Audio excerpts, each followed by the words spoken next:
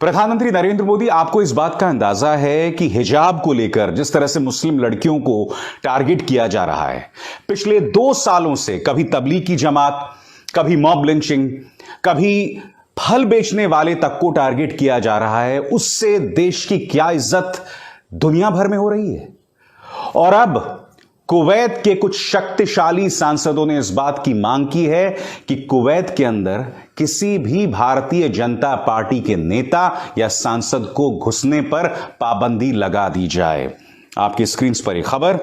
A group of powerful Kuwaiti parliamentarians have demanded the government of Kuwait to put an immediate ban on the entry of any members of the ruling BJP of India into Kuwait. We can't sit back and watch Muslim girls being publicly persecuted. They said, time for the Ummah to unite. वो क्या कह रहे हैं कि हम इस बात को नहीं देख सकते और इन तमाम अत्याचारों के प्रति अपनी आंखें नहीं मूंद सकते जिस तरह से मुस्लिम लड़कियों को भारत के अंदर निशाने पर लिया जा रहा है। प्रधानमंत्री, आप अब भी खामोश हैं और आपकी खामोशी इस बात का प्रमाण है कि एक तरह से जो हो रहा है उसके प्रति आपकी रजामंदी दिखाई देती है और कुछ नहीं। और अब तो देश की साख पर आ गई। मेरे जो दर्शक इस कार्यक्रम को सुन रहे हैं, आप इसे सिर्फ भाजपा के नेताओं पर पाबंदी से मत जोड़िए। यह अपने आप में देश की साख पर हमला है। और मैं आपको बतलाता हूं क्यों। क्योंकि देखिए, बीजेपी सत्तारूढ़ पॉलिटिकल पार्टी है और जब आप सत्तारूढ़ पॉलिटिकल पार्टी के सांसदों, नेताओं पर बैन की बात करते हैं तो कहीं ना कहीं पूरे देश पर सवाल है ये। और ये इसलिए हो रहा है क्योंकि प्रधानमंत्री नरेंद्र मोदी और उनकी सरकार या तो खामोश है या तो फिर उनके नेता लगातार इस तरह के बयानात देते हैं जो कि अत्याचारियों का साथ देते हैं। मसलन हिजाब विवाद अचानक खड़ा कर दिया गया। ऊपर से पीएफआई जैसी संस्था जो है आग में घी डालने का काम कर रहे हैं। तो यह विवाद था भी नहीं। अरसे से मुस्लिम लड़कियां हिजाब पहनकर अपने कॉलेजेस जा रही थी, मगर अचानक कुछ रहस्यमयी ताकतें आती हैं और विद्यार्थियों को भगवा गमछे और भगवा पगड़ियां देती हैं और यह विवाद शुरू हो जाता है। यह तस्वीर याद है आपको?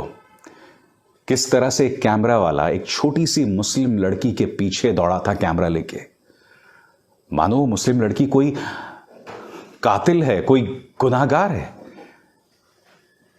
अब मीडिया इस तरह से तमाम लक्ष्मण रेखाओं की हदों को पार करेगा। और फिर यह तस्वीर जो कि इस पूरे मामले में, इस पूरे विरोध का प्रतीक बन गई है कि किस तरह से मुस्कान अपनी स्कूटर से आती है और वो स्कूटर से जैसे ही अपने क्लास की तरफ बढ़ रही होती है तो कुछ लड़के जो हैं नारेबाजी शुरू कर देते हैं और फिर ये लड़की अल्लाह अकबर के नारे लगाती है और फिर वहां जय श्री राम के नारे लगने शुरू हो जाते हैं। ये तमाम तस्वीरें सिर्फ हमारे देश तक सीमित नहीं हैं। ये तमाम तस्वीरें मध्य पूर्व में तमाम देशों को दिखाई जा रही हैं कि आपको अंदाजा है कि इससे हमारे देश की साख को कितना नुकसान पहुंच रहा है। एक एक तस्वीर दुनिया को दिखाई दे रही है। और अब उत्तर प्रदेश के अंदर सुनिए ये भाजपा का नेता क्या कह रहा है। यह कह रहा है कि मुस्लिम हमारे सब्र का इम्तिहान ना लें, हम उनकी दाढ़ी नोचकर अपनी चुटिया बना लेंगे। सुनिए बयान क्या दे रहे हैं। अगर एक बार जाग गया ना तो ये दाढ़ी यहां से नोच के यहां पीछे चुटिया बना देंगे। प्रधानमंत्री नरेंद्र मोदी, ये बना दिया है भाजपा ने हमारे देश को। और दुख की बात यह है कि आप अब तक खामोश बने हुए हैं। आज भाजपा के नेताओं पर रुख आक्रामक हो गया है। कल को इन्हीं मध्य पूर्व देशों में जो भारतीय घूमने के लिए जाएंगे या जो भारतीय वहां बसे हुए रह रहे हैं उन पर हमले शुरू हो जाएंगे। तब आप उसका ठीकरा किस पर फोड़िएगा बताइए? आपको याद होगा, ये दूसरी बार हम मध्य पूर्व के देशों के संयम का इम्तिहान ले रहे हैं। पहले जिस तरह से तबलीग की जमात पर हमारी मीडिया ने, भाजपा के कई नेताओं ने हमला किया था, उनके बारे में दुष्प्रचार चलाया था और बाद में अदालत के फैसले के आने बाद वो तमाम दुष्प्रचार जो हैं झूठे साबित हुए। मुंबई की औरंगाबाद हाई कोर्ट ने उन्हें बरी कर दिया। खुद उत्तर प्रदेश पुलिस ने गोदी मीडिया के प्रचार को झूठा साबित किया था। जी हां, वो इतने बड़े झूठ थे कि आदित्यनाथ की पुलिस तक को कहना पड़ा कि भाई न्यूज चैनल्स जो तबलीगी जमात के बारे में कह रहे हैं वो सिर्फ और सिर्फ झूठ हैं।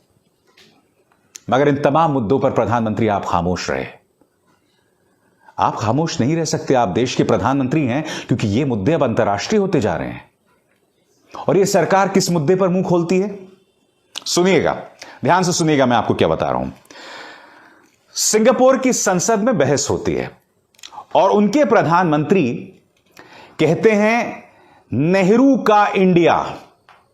उन्होंने इस शब्दावली का इस्तेमाल किया, नेहरू का India. While Nehru's India has become one where, according to media reports, almost half the MPs in the Lok Sabha have criminal charges pending against them, including charges of rape and murder. तो Singapore के प्रधानमंत्री ने अपने विस्तृत बयान में कहा कि नेहरू के भारत में अब संसद के अंदर अपराधी रहते हैं।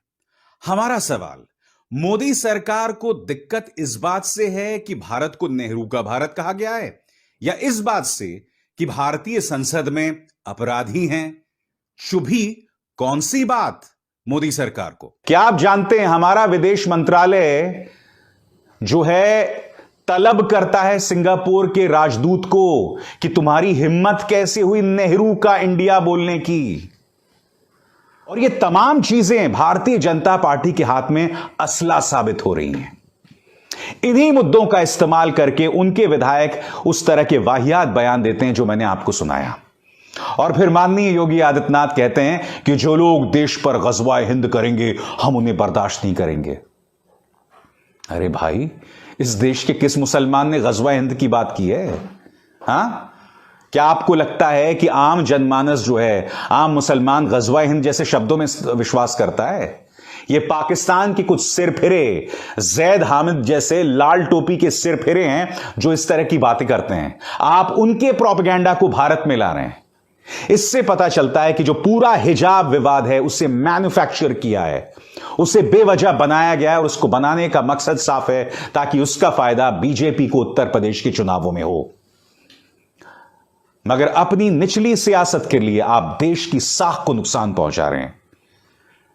जैसे कुवैत की तरफ से वो फरमान शुरू हुआ है जहां कुछ सांसदों ने कहा है कि किसी भी कीमत पर भाजपा के किसी सांसद या नेता को हम कुवैत के अंदर घुसने नहीं देंगे।